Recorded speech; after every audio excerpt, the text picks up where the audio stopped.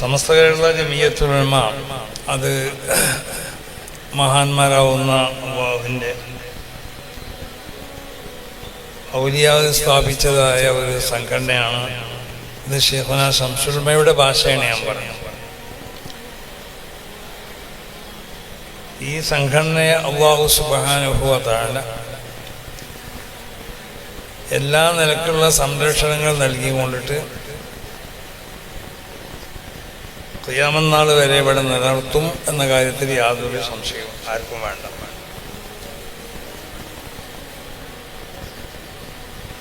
കാരണം വിശുദ്ധമാവുന്ന ദീൻ, ആ ദീനിനെ അല്ലാഹു സുബ്ഹാനഹു വ തആല ഇവിടെ അവതരിപ്പിക്കുകയും ആ ദീനിൻ്റെ സംരക്ഷണത്തിന് ആവശ്യമാവുന്ന സംവിധാനങ്ങൾ അതിൻ്റെ പ്രാരംഭം മുതൽ അല്ലാഹു സുബ്ഹാനഹു വ തആല ഇവിടെ നടത്തിക്കൊണ്ടിരിക്കുകയാണ്.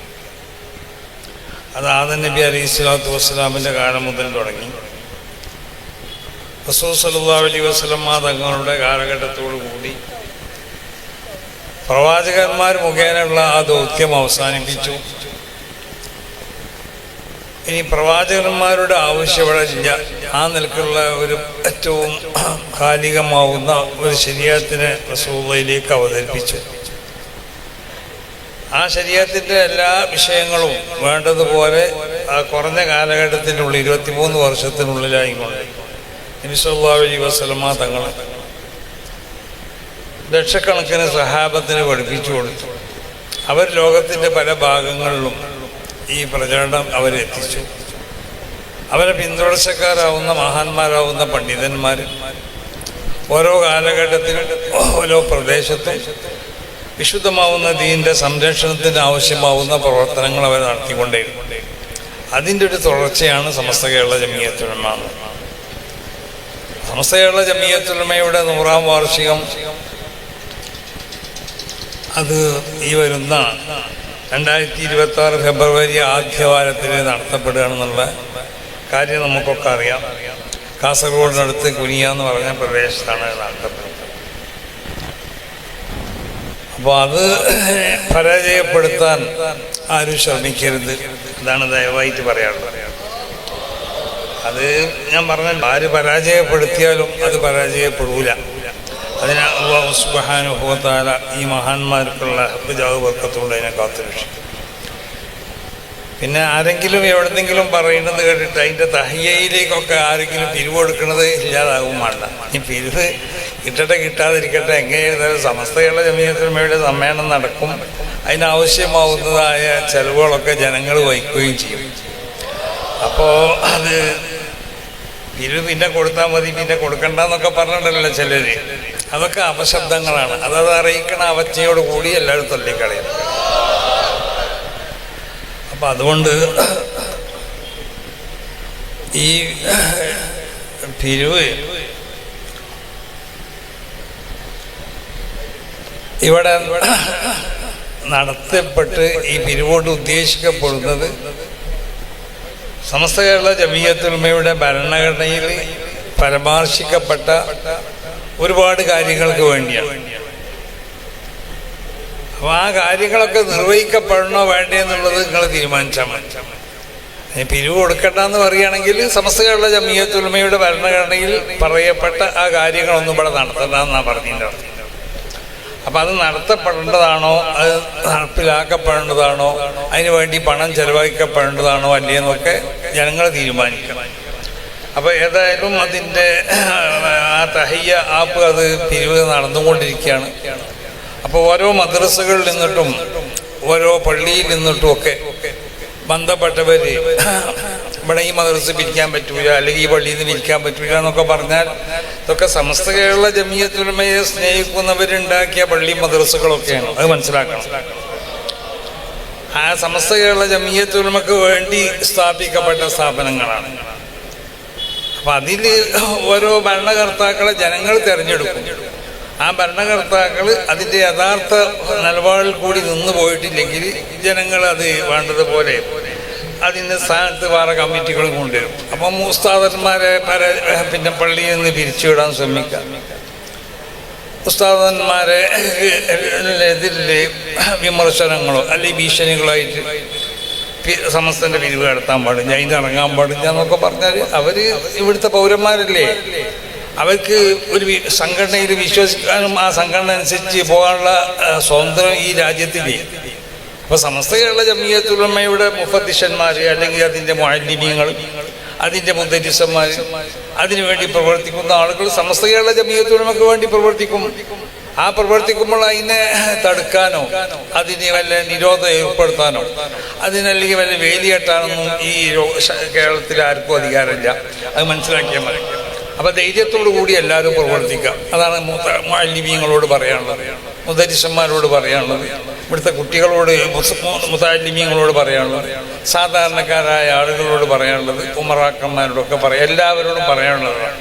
സമസ്ത കേരള ജമിയത്തുൽ ഉലമ അതിൻ്റെ അടിസ്ഥാനപരമായ നയങ്ങളിൽ നിന്ന് ഇന്നേ വരെ തെറ്റിയില്ല. ആ നിലക്ക് തന്നെയാണ് സമസ്ത കേരള ജമിയത്തുൽ ഉലമ നടത്തുന്നത്. സമസ്ത കേരള ജമിയത്തുൽ ഉലമ ഏതെങ്കിലും വ്യക്തികളെ ആക്ഷേപിക്കുകയും ഏതെങ്കിലും സംഘടനകളെ ആക്ഷേപിക്കൊന്നും ഇതുവരെ ചെയ്തിട്ടില്ല. പിന്നെ ഇല്ലാത്ത ആക്ഷേപങ്ങളും ആരോപണങ്ങളൊക്കെ സമസ്ത കേരള ജമിയത്തുൽ ഉലമയുടെ മേലിൽ വെച്ചു കെട്ടിക്കൊണ്ട് സമസ്ത കേരള ജമിയത്തുൽ ഉലമയെ ചെറുതാക്കാൻ വേണ്ടി ആരെങ്കിലും ശ്രമിക്കുന്നുണ്ടെങ്കിൽ അത് അബദ്ധമാണ് എന്നാണ് ഈ അവസരത്തിൽ ഉണർത്താറുള്ളത്. സമസ്ത കേരള ജമിയത്തുൽ ഉലമ അത് മഹാന്മാരാവുന്ന അല്ലാഹുവിൻ്റെ ഔലിയാക്കന്മാർ സ്ഥാപിച്ചതായ ഒരു സംഘടനയാണ് സമസ്ത കേരള ജമിയത്ത്. അവരിൽ പ്രമുഖരാണ് മഹാനാവുന്ന ശൈഖുനാ ശംസുൽ ഉലമ ഖദ്ദസല്ലാഹു സിറഹുൽ അസീസ്. അവരോട് ബന്ധപ്പെട്ടതായ പല വിഷയങ്ങളാണ് ഇവിടെ ചർച്ച ചെയ്യപ്പെടുന്നത്. സമസ്ത കേരള മഹാനാവുന്ന ശൈഖുനാ ശംസുൽ ഉലമയോട് ബന്ധപ്പെട്ടത് അവർ പണ്ഡിത ലോകത്തെ അതുല്യ പ്രതിഭയായിരുന്നു. ഇതൊരു ഏകകണ്ഠമായി എല്ലാവരും അംഗീകരിക്കപ്പെട്ടതായ ഒരു യാഥാർത്ഥ്യമാണ്. സമസ്ത കേരള ബഹുമാനപ്പെട്ടവരെ പറ്റി പറയുമ്പോൾ അവരുടെ അല്ലാഹുവിൻ്റെ ഔലിയാക്കന്മാരിൽപ്പെട്ട വലിയ മഹാനാണെന്നൊക്കെ പറയുമ്പോൾ അത് ഉൾക്കൊള്ളാൻ മുമ്പ് ചിലർക്കൊക്കെ ഒരു മടിയുണ്ടായിരുന്നു. അവർ വഫാത്തിന് ശേഷവും പലരിൽ നിന്നും നമ്മളൊക്കെ അത് കേട്ടതാണ്. അങ്ങനെ വലിയ ആളാണെങ്കിൽ തന്നെ അത്ര ഇന്ന് ദർജയിലെത്തിയൊന്നും പറയണ്ട എന്നൊക്കെ പറയുന്ന പലരും ഉണ്ടായിരുന്നു. അവരും അവരെ ഈ പാണ്ഡിത്യത്തെ അംഗീകരിച്ചിരുന്നു. അവർ പണ്ഡിത ലോകത്ത് അതുല്യ പ്രതിഭ തന്നെയായിരുന്നു. അതുകൊണ്ടാണല്ലോ മഹാന്മാരാവുന്ന വലിയ വലിയ പണ്ഡിതന്മാരൊക്കെ അവരുടെ പ്രസംഗം കേട്ട് അവരെ പറ്റി പറഞ്ഞല്ലോ, നിങ്ങളെ കേരളത്തിലെ അല്ലെ ഇന്ത്യയിലെ മാത്രം പണ്ഡിതനല്ല, ഇത് ലോക പണ്ഡിതനാണെന്നുള്ളത്. അത് ബഹുമാനപ്പെട്ടവരുടെ ആ പ്രസംഗങ്ങളും അവരുടെ കിതാബിയാവുന്ന ബഹസുകളൊക്കെ കേട്ടാൽ നമുക്ക് മനസ്സിലാക്കാൻ കഴിയും. അപ്പം അവർ പണ്ഡിത ലോകത്തെ അതുല്യ പ്രതിഭയായിരുന്നു. അതിന് എന്നും ആ അതുല്യ പ്രതിഭ എന്ന പേരിന് അവർ അർഹനായി. അവർ കിതാബ് ദർസ് നടത്തുമ്പോൾ നമുക്കറിയാം, അത് ഉദാഹരണം സഹീൽ ബുഖാരിൻ്റെ ആദ്യം മുതൽ അവസാനം വരെ അവർ ശ്രമിച്ചത് വിശുദ്ധമാവുന്നതായ ഈ അഹ്ലു സുന്നത്തി വൽ ജമാഅത്തിൻ്റെ ആശയ ആദർശങ്ങൾ അതിവിടെ സ്ഥിരപ്പെടുത്താൻ വേണ്ടിയാണ് അവർ ശ്രമിച്ചത്. അപ്പം അതിനെ സഹായിക്കുന്നതായ ഏതെല്ലാം ഹദീസുകളുണ്ടോ ആ ഹദീസുകളൊക്കെ വളരെ വ്യക്തമായ നിലക്ക് അവർ ബയാൻ ചെയ്യുമ്പോൾ സുന്നത്ത് ജമാഅത്തിൻ്റെ ആശയങ്ങളും ആദർശങ്ങളും ഒക്കെ ആ മുന്നിരിക്കുന്ന കുട്ടികൾ ശ്രദ്ധിച്ചാൽ അവർക്കത് മനസ്സിലാവും. ശ്രദ്ധിക്കാത്തവർ പലരും ഉണ്ടാവും, ശ്രദ്ധിക്കണവർക്ക് അത് മനസ്സിലാവും എന്നുള്ള അർത്ഥം. അപ്പം അങ്ങനെയാണ് ബഹുമാനപ്പെട്ടവരുടെ ആ ദർസിൻ്റെ ശൈലി. അങ്ങനെയാണ് നമ്മൾ മനസ്സിലാക്കുമ്പോൾ ഏത് ഹദീസുകൾ വായിച്ചാലും ആ ഹദീസുകൾക്കൊക്കെ ചിലപ്പോൾ അധിക ഹദീസുകൾക്കും നമ്മൾ മനസ്സിലാക്കാത്ത ഒരർത്ഥം ബഹുമാനപ്പെട്ടവർ പറയും. അപ്പം നമുക്കും തന്നെ ഒരുപാട് സംശയങ്ങളുണ്ടാവും. ഈ സംശയങ്ങളൊക്കെ പൂർണ്ണമായ നിവാരണമായിരിക്കും മൂപ്പര് പറയുന്നതായ അവരുടെ ആ വ്യാഖ്യാനം, അവരെ അതിൻ്റെ ആ തദ്രീസിൽ അവർക്കുള്ളതായ ആ തഹ്ഖീഖാത്തുകളൊക്കെ. അപ്പോൾ പല വിഷയങ്ങളെ സംബന്ധിച്ച് നമ്മളെ മനസ്സിൽ അലട്ടിക്കൊണ്ടിരിക്കുന്ന പല കാര്യങ്ങളുണ്ടാവും. അങ്ങനെ ബഹുമാനപ്പെട്ടവരുടെ ദർസിൽ പങ്കെടുത്ത പലരും പറഞ്ഞിട്ടുണ്ട്. പലർക്കും നിരീശ്വരവാദത്തിനെ പറ്റിയുള്ളതായ ചില ചിന്തകൾ മനസ്സിൽ വന്നു. അങ്ങനെ പട്ടിക്കാട് ജാമിയ നൂരിയ അറബി കോളേജിൽ അവർ ദർസിൽ പങ്കെടുത്ത ദിവസം കുറേ മുമ്പ് തന്നെ ഈ ചിന്ത അവരെ ഹൃദയത്തിലുണ്ടായിരുന്നു. ഉത്തരം കിട്ടാത്ത കുറേ ചോദ്യങ്ങൾ. അങ്ങനെ ഒരു ദിവസം മഹാനവറുകൾ അതിനോട് ബന്ധപ്പെട്ടതായ ഒരു ഹദീസായിരുന്നു ബയാൻ ചെയ്തത്. അപ്പം അന്ന് ആ ഹദീസിനെ ബഹുമാനപ്പെട്ടവർ അവിടെ ചർവണം ചെയ്തുകൊണ്ട് ആ ഹദീസിനെ വ്യാഖ്യാനിച്ചപ്പോൾ ഈ ആൾക്ക് തോന്നി, ഈ ഉസ്താദിന് തോന്നി, ഇതിൻ്റെ സംശയങ്ങൾക്കൊക്കെ മറുപടി പറയുകയാണ്. അപ്പോൾ ഒരാളുടെ മനസ്സിലുള്ളതായ സംശയങ്ങൾ ഹൃദയത്തിലേക്ക് നോക്കി മനസ്സിലാക്കി കൊണ്ടിട്ട് ആ സംശയങ്ങൾക്കൊക്കെ മറുപടി പറഞ്ഞു കൊണ്ടിട്ട് നിരീശ്വരവാദത്തിലെയും അതുപോലുള്ള മറ്റ് ഏതെല്ലാം ഇസ്ലാമിനോട് എതിരായ വാദങ്ങളുണ്ടോ ഈ വാദങ്ങളൊക്കെ അതിന് ഖണ്ഡിക്കാൻ പറ്റുന്ന നിലക്കുള്ള അവതരണങ്ങളായിരുന്നു ബഹുമാനപ്പെട്ടവർക്കുള്ള അവതരണങ്ങൾ. അപ്പോൾ അതുകൊണ്ടാണ് ബഹുമാനപ്പെട്ടവരെ പറ്റി അത് അതുല്യ പ്രതിഭ എന്ന് എല്ലാവരും പറയാൻ കാരണം. അപ്പോൾ അവർക്ക് പല സ്ഥലങ്ങളിലും നമുക്ക് കാണാം, മൂപ്പരിങ്ങനെ ചോദിക്കും ചില ആയത്തുകളൊക്കെ എടുത്തുകൊണ്ട് നമ്മളോട്, ഈ ആയത്തിൻ്റെ താല്പര്യം എന്താ, ഇതിനെപ്പറ്റി എന്താ മനസ്സിലാക്കിയതൊക്കെ. അപ്പം നമുക്ക് അധികം മൂപ്പരെ ചോദ്യം മനസ്സിലായി, എന്തോ വേറൊന്നും മൂപ്പരവിടെ പറയാണ്ട് മൂപ്പര്. അപ്പം നമുക്ക് ആ അവിടെ പറയപ്പെട്ട ചില തഫാസീറുകളാണെങ്കിൽ ആ തഫാസീറുകളിൽ തന്നെ നമുക്ക് ചില സംശയങ്ങളുണ്ടാവും. പക്ഷെ മഹാന്മാരാവുന്ന അയിമത്ത് പറഞ്ഞ തഫ്സീറുകളല്ലേ എന്നുള്ളൊരു മനസ്സമാധാനമായിരിക്കും നമുക്കുണ്ടാവുക. അങ്ങനെ നമുക്ക് സംശയമുള്ള ചില ആയത്തുകളായിരിക്കും മൂപ്പര് വെറുതെ ഇങ്ങനെ ചോദിക്കാം, ഇതിൻ്റെ തഫ്സീറിനെ പറ്റി എന്താ മനസ്സിലാക്കിയത്. എന്നിട്ട് ബഹുമാനപ്പെട്ടവർ ആ ആയത്തിനിക്ക് ഒരു തഫ്സീർ പറയുമ്പോൾ നമുക്ക് പല തഫാസീറുകളിൽ നിന്നും മനസ്സിലായ നമ്മൾക്ക് ഉത്ഭൂതമായ പല സംശയങ്ങളുണ്ടാവും. ആ സംശയങ്ങൾക്കൊക്കെ പൂർണ്ണമായ പരിഹാരമായിരിക്കും ബഹുമാനപ്പെട്ടവർ ആ ആയത്തിനെ വ്യാഖ്യാനിക്കുമ്പോൾ അതിൻ്റെ ആ വ്യാഖ്യാന സ്വഭാവം, അതിൻ്റെ രീതിയൊക്കെ അങ്ങനെയാണ്. അതുകൊണ്ടാണ് ബഹുമാനപ്പെട്ടവർ എപ്പോഴും പറയലുണ്ട്, എല്ലാ ഭാഷയും അറിയണം എന്ന് പറഞ്ഞത് എന്തുകൊണ്ടാണെന്ന് ചോദിച്ചാൽ പല ഭാഷകളിലും എഴുതപ്പെട്ടതായ പല തഫാസീറുകളുണ്ടാവും. ഇപ്പോൾ ഫാരിസി ഭാഷയിൽ എഴുതപ്പെട്ട പല തഫാസീറുകളുണ്ട്, ഉറുദു ഭാഷയിൽ എഴുതപ്പെട്ട പല തഫാസീറുകളുണ്ട്. അപ്പോൾ എല്ലാ ഭാഷയും അറിയണം.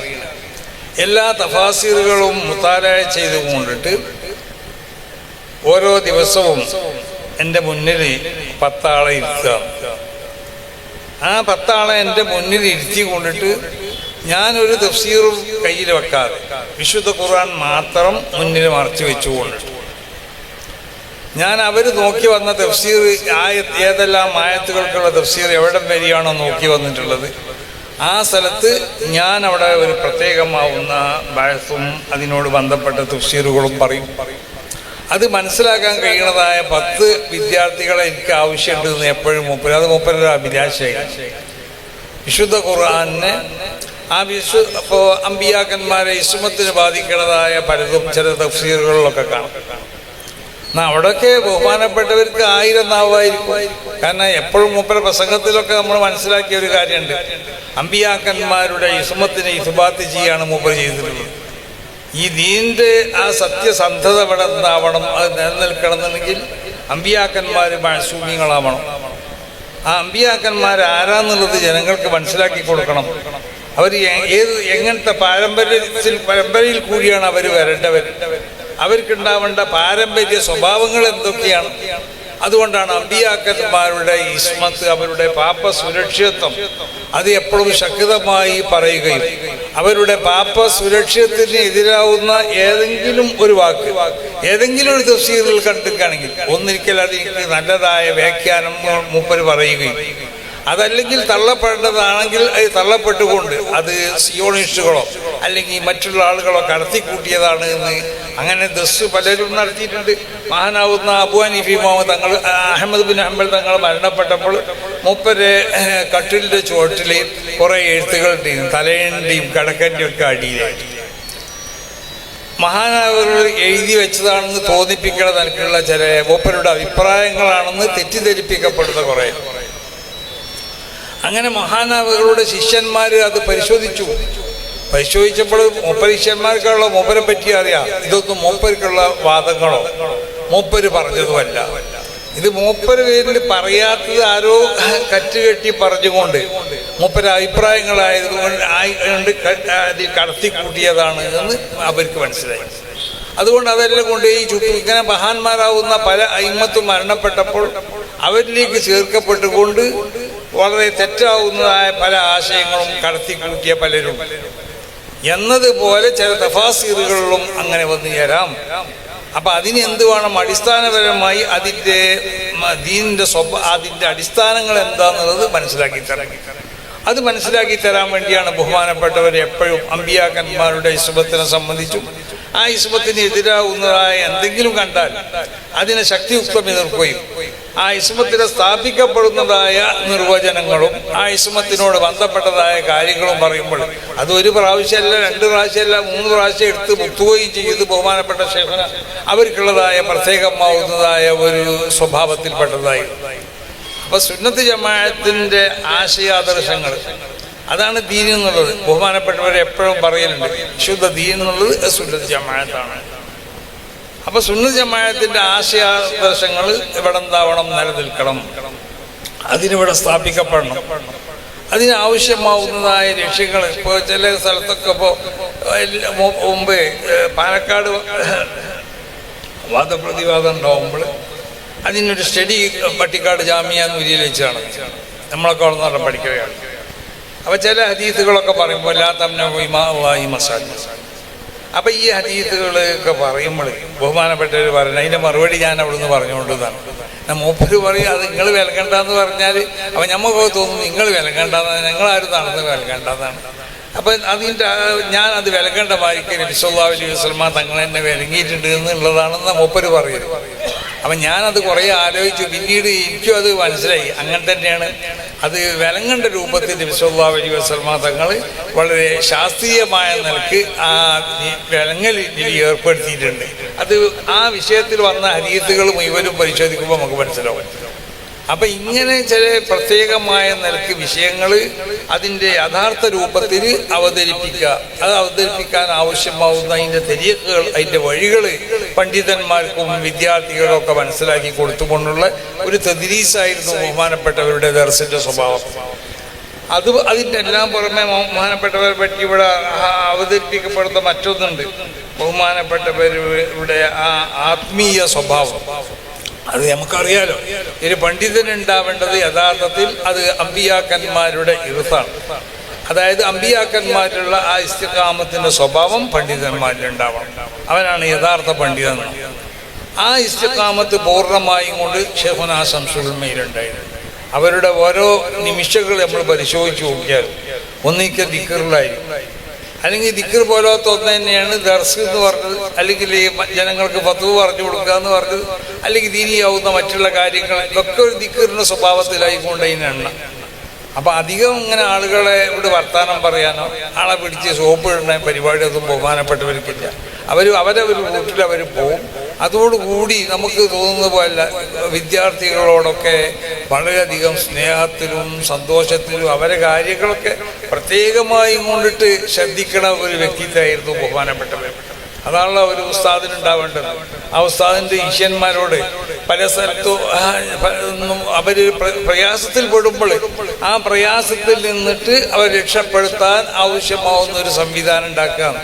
പട്ടിക്കാട് ജാമിയ നൂരിയിൽ ഞങ്ങളൊക്കെ പഠിക്കുന്ന കാലത്ത് ജമാഅത്തെ ഇസ്ലാമിൻ്റെ ആ കുട്ടികളായിട്ട് ചെറിയൊരു കുത്തും തള്ളൊക്കെ അന്ന് അവിടെ നിന്നുണ്ടായി. അവിടെ പിന്നെ അവർ എഴുതിയതായ നമ്മളെ മതിൽമേൽ എഴുതിയ ചില സംഗതികളൊക്കെ നമ്മൾ വായിച്ചു. അവരെ ചില ബാനറുകളൊക്കെ നമ്മൾ നശിപ്പിച്ചു. അവരെ ചില കൊടികൾ നമ്മൾ പിന്നെ അത് കൊടുന്ന് അത് നശിപ്പിച്ചു. അങ്ങനെ പലതും അവിടെ സംഭവിച്ചപ്പോൾ അന്ന് ശൈഖുനാ ശംസുൽ ഉലമ അവിടെ ഇല്ലായിരുന്നു. ബഹുമാനപ്പെട്ട ഉസ്താദന്മാരാരും ഇല്ലായിരുന്നു. വ്യാഴാഴ്ച ദിവസമായിരുന്നു. പിറ്റേന്ന് വെള്ളിയാഴ്ച നമ്മളെ ഒരു കൊടിയുണ്ട്. നമ്മളന്ന് SSF ആയിരുന്നു നമ്മളെ സംഘടന. ആ സംഘടനൻ്റെ ഒരു കൊടി, വലിയ കൊടി അവിടെ നാട്ടി നമ്മൾ നാട്ടി. ആ കൊടി അവിടുന്ന് അവർ പറിച്ചു കൊടുത്തിട്ട് നമ്മളെ ഗേറ്റമ്മ കൊടുത്തിട്ടു. അപ്പം അന്നതിൽ സജീവമായി ഉണ്ടായിരുന്ന ചിലരൊക്കെ ഇപ്പം മൂസ അരുകുട്ടി ഫൈദി എന്ന് പറഞ്ഞ ഒരാളുണ്ട്. മൂപ്പരിപ്പോൾ പോകുമ്പോഴാണ് എനിക്കത് ഓർമ്മ വന്നത്. ഞങ്ങളൊക്കെ അതിൽ സജീവമായി ഉണ്ടായിരുന്നവരായിരുന്നു. അപ്പം അന്ന് പിന്നെ നമ്മൾ കൊടി നാട്ടണം എന്ന് പറഞ്ഞു. കൊടി നാട്ടിയവിടെ ഞങ്ങൾ ജുമാൻ്റെ ശേഷം വലിയ മണ്ണാർമല ഒരു തോട്ടത്ത് പോയിട്ട് ഏറ്റവും വലിയൊരു കൗങ്ങ് വെട്ടി എന്നിട്ട് അതിപ്പോൾ പിന്നെയും വെച്ച് കെട്ടി നീട്ടിക്കൊണ്ടിട്ടാണ് അവിടെ കൂടിയാട്ടി. അത് നമുക്കാണ് അതിനോടുള്ളൊരു ആവേശം, പ്രസ്ഥാനത്തിനോടുള്ളൊരു ആവേശം, ദീനിനോടുള്ളൊരു ആവേശം, സുന്നത്ത് ജമാഅത്തിനോടുള്ളൊരു ആവേശം. അങ്ങനെ ശൈഖുനാ ശംസുൽ ഉലമ വന്നപ്പോൾ അതിനെപ്പറ്റി ബഹുമാനപ്പെട്ടവരെ മുന്നിൽ ജമാഅത്ത് ഇസ്ലാമിക്കാർ വന്ന് അവതരിപ്പിച്ച വിഷയം. അപ്പോൾ അവർ പറഞ്ഞു, ഇത് നിങ്ങളെ കോളേജിലെ കുട്ടികളാണ് ചെയ്തത് ശൈഖുനാനോട്.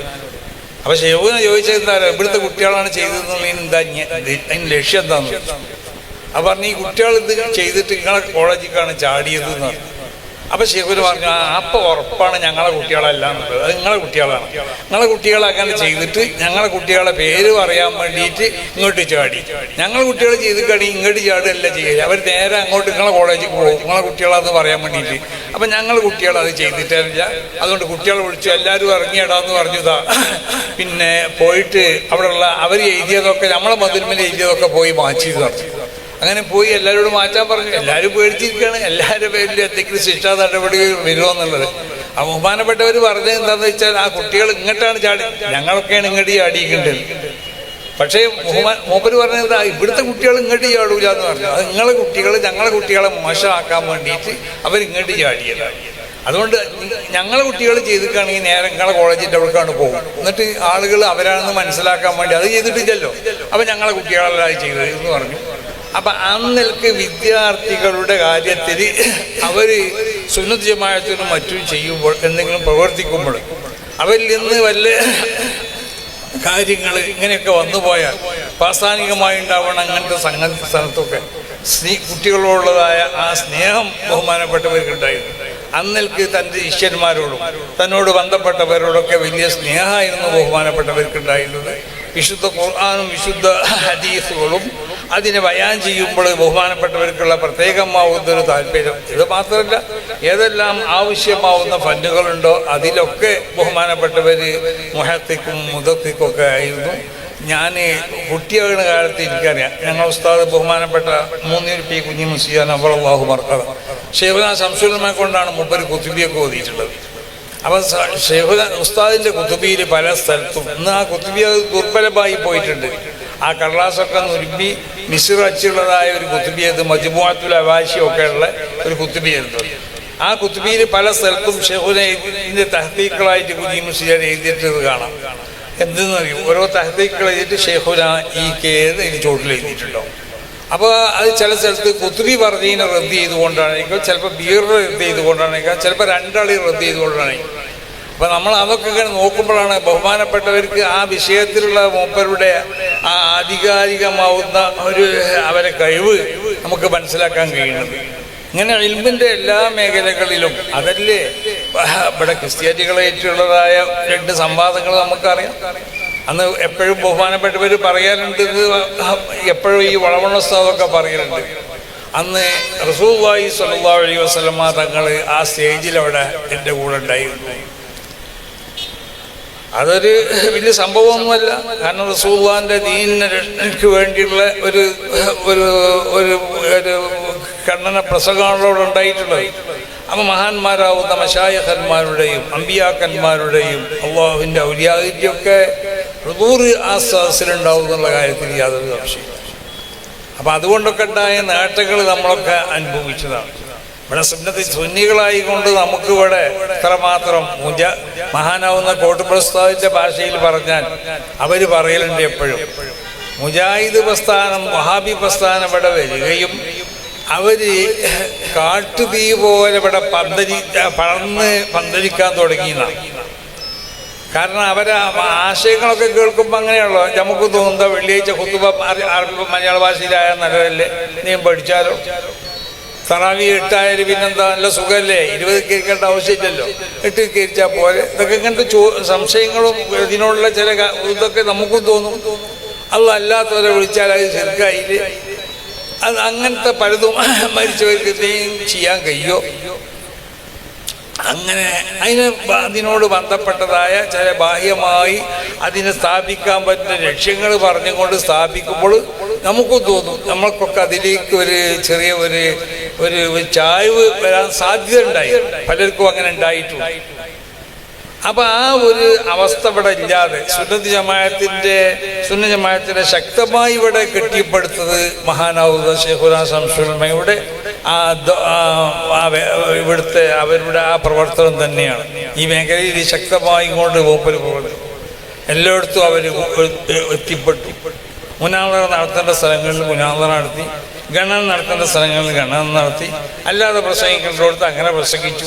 ആ നിലക്ക് സമസ്ത കേരള ജമിയത്തുൽ ഉലമ വിഭാവനം ചെയ്ത ഈ ആശയങ്ങൾ, ഈ ആദർശങ്ങളൊക്കെ ഇവിടെ ശക്തപ്പെടുത്താൻ, അതിനിവിടെ ശക്തമായ നിലക്ക് അതിനിവിടെ എനിക്ക് വേരുണ്ടാക്കി കൊടുത്തത് മഹാനാവുന്ന ശൈഖുനാ ശംസുൽ ഉലമ. പലതിനും പല ലക്ഷ്യങ്ങളും നമ്മളൊക്കെ പല നിലക്കും പഠിച്ചിട്ടുണ്ടെങ്കിലും ഉണ്ട്, ഉസ്താദന്മാരെന്ന് കേട്ടിട്ടുണ്ടെങ്കിലും സംശയങ്ങളൊക്കെ അവിടെ ബാക്കിയായിരുന്നു. പക്ഷെ ആ സംശയങ്ങളൊന്നും ഇല്ലാത്ത നിലക്ക് നമുക്കതിൻ്റെ ഒരു അടിസ്ഥാനം, അതിൻ്റെ ഉസൂലുകൾ, അതിൻ്റെ നിദാനങ്ങളൊക്കെ പറഞ്ഞ് മനസ്സിലാക്കി തന്നത് മഹാനാവുന്ന ശൈഖുനാ ശംസുൽ ഉലമയാണ്. അപ്പൊ ആ നിലക്ക് സുന്നത്ത് ജമാഅത്തിന്റെ ആശയാദർശങ്ങൾ അവിടെ സ്ഥാപിക്കുന്നതിലും അതോടൊപ്പം ഒരു മതേതര രാജ്യത്ത് നമ്മൾ എങ്ങനെ മുസ്ലിങ്ങൾ എങ്ങനെയാണ് ഇവിടെ ജീവിക്കേണ്ടത്. ഇപ്പോൾ മുസ്തഫാഷ് ഉദാഹരണം പറഞ്ഞല്ലോ, മറ്റൊരു സമുദായത്തിൻ്റെ അവരാരാധനാലയങ്ങൾക്കോ അല്ലെങ്കിൽ അവർ ആദരിക്കപ്പെടുന്നവർക്കോ ഒരു പോറലും നമ്മളെ പ്രവർത്തനം കൊണ്ടുണ്ടാവാൻ പാടില്ല. അതാണ് നമ്മൾ ഇതുപോലുള്ള ഈ മതേതര രാജ്യത്ത് നമ്മൾ ശ്രദ്ധിക്കേണ്ടതായ സംഗതി. അതുകൊണ്ട് നമ്മൾ ആശയത്തിന് നമ്മൾ അടിയറ വെച്ചു കൊടുക്കുക എന്നല്ല, അതോടുകൂടി ആശയത്തിന് ഇവിടെ തകർക്കപ്പെടുന്ന സർവ്വ സന്ദർഭങ്ങളിലും ബഹുമാനപ്പെട്ടവർ പ്രത്യേകമായും കൊണ്ട് എല്ലാ മുസ്ലിങ്ങളെയും ഒരുമിച്ച് കൂട്ടിക്കൊണ്ടിട്ട് നമുക്കറിയാലോ, മുമ്പ് ഷാബാനു കേസിലൊക്കെ ഉള്ള ചില വിഷയങ്ങളെ സംബന്ധിച്ച് അവിടെ ഒന്നിച്ചു നിന്നും കൊണ്ടിട്ടാണ് ബഹുമാനപ്പെട്ടവർ ഇവിടുത്തെ എല്ലാ വിഭാഗങ്ങളെയും, ഇവിടെ മുസ്ലിങ്ങൾ എന്ന പേരിൽ അറിയപ്പെടുന്ന എല്ലാ വിഭാഗത്തിനെയും ഒരുമിച്ച് കൂട്ടിക്കൊണ്ടിട്ട് ബഹുമാനപ്പെട്ടവർ കോഴിക്കോട് വെച്ചുകൊണ്ടിട്ട് വലിയൊരു പ്രസംഗം അന്ന് അവിടുത്തെ ചെയ്തു, അവരുടെ ഉദ്ഘാടന പ്രസംഗത്തിൽ നമുക്കറിയാതെ. അപ്പൊ ആ നിലക്ക് ഒരു മതേതര രാജ്യത്ത് ഒരു മുസ്ലിം എങ്ങനെ ജീവിക്കണം, ആ മുസ്ലിമിന്റെ സ്വഭാവങ്ങൾ എങ്ങനെയാവണം, അവന്റെ പെരുമാറ്റങ്ങൾ, ഇതൊക്കെ വിശുദ്ധമാവുന്ന ശരീഅത്തിൽ പഠിപ്പിക്കപ്പെട്ടത് തന്നെയാണ്.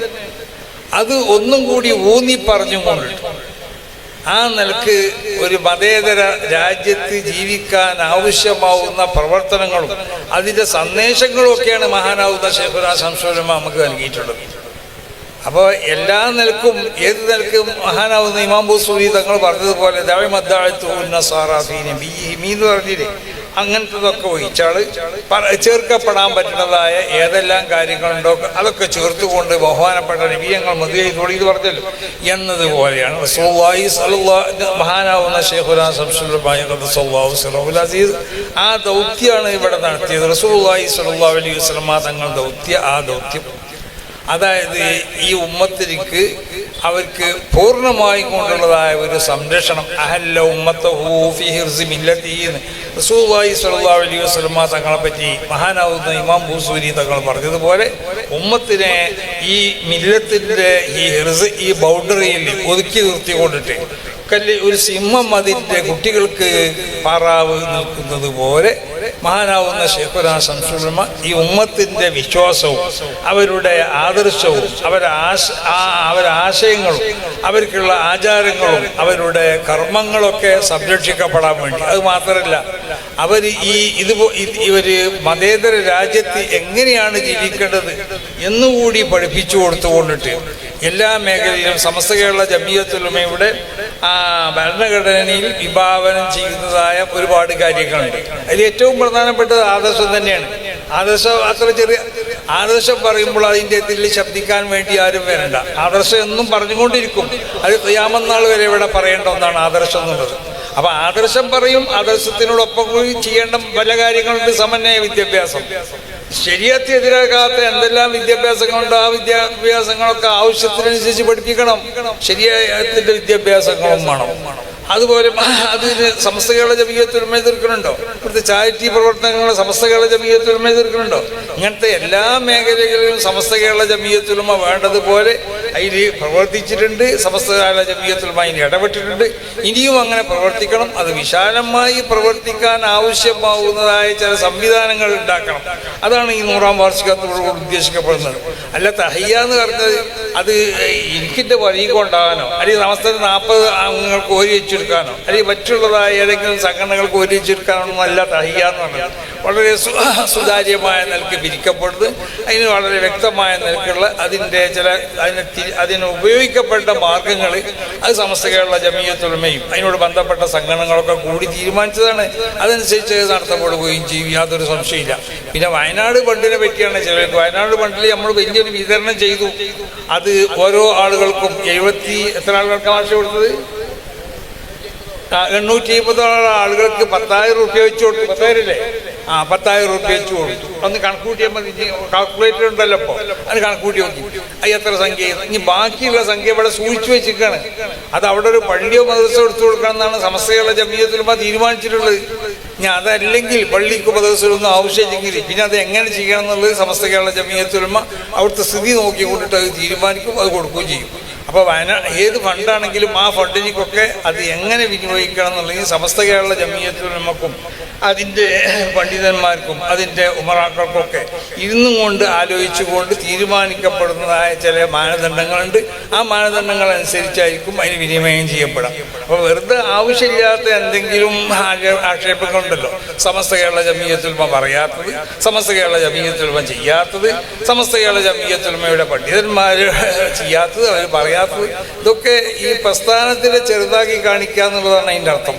ഇത് അള്ളാഹുവിൻ്റെ ഔലിയാക്കന്മാർ സ്ഥാപിച്ച ഒരു പ്രസ്ഥാനമാണെന്ന് നിങ്ങൾക്ക് വിശ്വാസമുണ്ടോ? എന്നതിനെ ചെറുതാക്കി കാണിക്കാൻ വേണ്ടി നിങ്ങൾ നിൽക്കണ്ട. ആരും അതിനു വേണ്ടി മെനക്കെടവും വേണ്ട. അങ്ങനെ മെനക്കെട്ട് കഴിഞ്ഞാൽ അത് അവരുടെ ഓരോരുത്തരുടെയും ആരാണോ അതിന് മെനക്കെടുന്നത് അവരുടെ നാശത്തിൻ്റെ തുടക്കമായിരിക്കും എന്നുള്ളത് ഓർമ്മപ്പെടുത്തിയിട്ടുണ്ട്. മഹാനാവുന്ന ഷെയ്ഖുന ശംസുലുമായി ഖദ്ദസല്ലാഹു സിറഹുൽ അസീസ് തങ്ങൾ അവർ ഇവിടെ കാണിച്ചു തന്നതായ ഈ തരീഖിൽ കൂടി ഈ പാതയിൽ കൂടി സമസ്ത കേരള ജമിയത്തുലമയെ നയിക്കാനും അതിൻ്റെ പ്രവർത്തനങ്ങളൊക്കെ കൊണ്ടുപോകാനും അള്ളാഹു സുബ്ഹാനഹു വ തആല നമുക്കൊക്കെ തൗഫീഖ് ചെയ്യട്ടെ. എല്ലാ സംരംഭങ്ങളെയും അള്ളാഹു കബൂൽ ചെയ്യട്ടെ. 100-ാം വാർഷികം ഒരു വലിയ ഒരു സംരംഭമാക്കണം. അതൊരു ചരിത്ര സംഭവമാകണം. അതിന് വിദേശികളാവുന്ന പണ്ഡിതന്മാരും അല്ലാത്തവരൊക്കെ പങ്കെടുക്കും. അപ്പോൾ ആ നിലക്ക് അതിൻ്റെ പ്രൗഢി ഉയർത്തുന്ന നിലക്ക് അതിനെ ഒരു സംഭവമാക്കി ചരിത്ര സംഭവമാക്കാനുള്ളതായ തൗഫീഖ് നമുക്കൊക്കെ ഉണ്ടാവണം. അതിന് അല്ലാഹുവിനോട് നമ്മൾ ദുആ ചെയ്യുക. അർഹമുർ റഹീമിനായ തമ്പുരാനെ ആ സംരംഭത്തിനെ കബൂൽ ചെയ്യണേ തമ്പുരാനെ. അതിന് വേണ്ടതായ സഹായങ്ങളും സഹകരണങ്ങളും സാമ്പത്തികമായും ശാരീരികമായും മാനസികമായും ഒക്കെ സമസ്തനെ സ്നേഹിക്കുന്നതായ നിങ്ങളെല്ലാവരും തന്നെ ഉണ്ടായാൽ മതി. ഞാൻ ആരെങ്കിലും ആളുകൾ കൊടുക്കണ്ടെന്ന് പറഞ്ഞുകൊണ്ട് കൊടുക്കാതെ ഇരിക്കണമെന്ന് പറഞ്ഞാൽ അത് അവരോട് ബന്ധപ്പെട്ട പറഞ്ഞവരോട് ബന്ധപ്പെട്ട ആരെയും കൊടുക്കുക, അവരുടെ കുടുംബക്കാരോ ബന്ധപ്പെട്ടവരാരെയും കൊടുക്കാതെ കൊടുക്കും. സമസ്തൻ്റെ മക്കളൊന്നും അങ്ങനത്തതായ ഏതെങ്കിലും നിലക്കുള്ള ജൽപ്പനങ്ങളെ ഒരു നിലക്കും അംഗീകരിക്കുകയില്ല എന്ന് മാത്രമല്ല അത് അർഹിക്കുന്നതായ എല്ലാ അവജ്ഞയോടുകൂടി അതിനെ തള്ളുക തന്നെ ചെയ്യും. അതിന് യാതൊരു സംശയമില്ല. ഈ സംഘടന അത് 100ന്റെ ശേഷവും അത് കുതിച്ചു പോവും. അത് ഖിയാമത്ത് നാൾ വരെ മഹാന്മാരൊക്കെ പറയുന്നത് പോലെ അത് എവിടെയാണോ എത്തിക്കേണ്ടത്, ആർക്കാണോ കൊടി കൈമാറ്റം ചെയ്യേണ്ടത് അന്നൽക്ക് ഇതിൻ്റെ കൊടി കൈമാറ്റം ചെയ്യുക തന്നെ ചെയ്യും. ഒരു പോർവൽപ്പിക്കാൻ ആർക്കും സാധിക്കുന്നതല്ല. ഒരാൾ മതിയോടോ കൊടി കൈമാറ്റം ചെയ്യാൻ. എന്നാലും ഈ സംഘടന ഇവിടെ നിലനിൽക്കും. മനസ്സിലായില്ലേ? എല്ലാവരും ആ ഭാഗത്ത് ഏത് ഭിന്നിച്ചു പോയാലും എല്ലാവരും സമസ്ത കേരള ജമിയത്തുലമയെ ഒറ്റപ്പെടുത്താനും വേണ്ടി ശ്രമിച്ചാലും സമസ്ത കേരള ജമിയത്തുലമക്ക് ഒരു പോർവൽപ്പിക്കൂല. ഇത് ഏതെങ്കിലും അതിന് നേതൃത്വം നൽകുന്നതായ ആ സമസ്ത കേരള ജമിയത്തുലമക്ക് നേതൃത്വം നൽകുന്ന ആളുകളിൽ കൂടിയല്ല ഇത് വളരണത്. ഇത് മഹത്താവുന്ന ഒരു പുണ്യമായ ഒരു സംഘടനയെ അതിനെ വളർത്തുന്നത് മഹാന്മാരാവുന്ന വിശുദ്ധാത്മാക്കളാണ് അതിനെ വളർത്തുന്നത് എന്നുള്ള വിശ്വാസം നമുക്കുണ്ട്. പിന്നെ ഓരോ കാലഘട്ടത്തിലും അതിനെ മുന്നിൽ നിൽക്കാൻ പലരും അല്ലാഹു സുബ്ഹാനഹു വ തആല കൊണ്ടുവരും. അപ്പോൾ അവരൊക്കെ ചെയ്യുന്ന അവരുടെ പ്രവർത്തനങ്ങൾക്ക് ജനങ്ങളിൽ ചില കബൂലിയത്തൊക്കെ ഉണ്ടാവും. അതൊക്കെ ആ നിലക്ക് നടന്നു പോകും. അതിനൊന്നും അസൂയപ്പെട്ടിട്ടോ അല്ലെങ്കിൽ അതിനെ ചെറുതാക്കാൻ വേണ്ടി ശ്രമിച്ചിട്ടോ യാതൊരു കാര്യമില്ല എന്ന് എല്ലാവരും ഓർമ്മപ്പെടുത്തിക്കൊണ്ടിട്ട് ഈ യോഗം ഉദ്ഘാടനം ചെയ്തതായി പ്രഖ്യാപിക്കുന്നു. അസ്സലാമു അലൈക്കും വറഹ്മത്തുള്ളാഹി വബറകാതുഹു. ശംസുലമ ഫൗണ്ടേഷൻ ഓഫ് ഇന്ത്യ ഏർപ്പെടുത്തിയ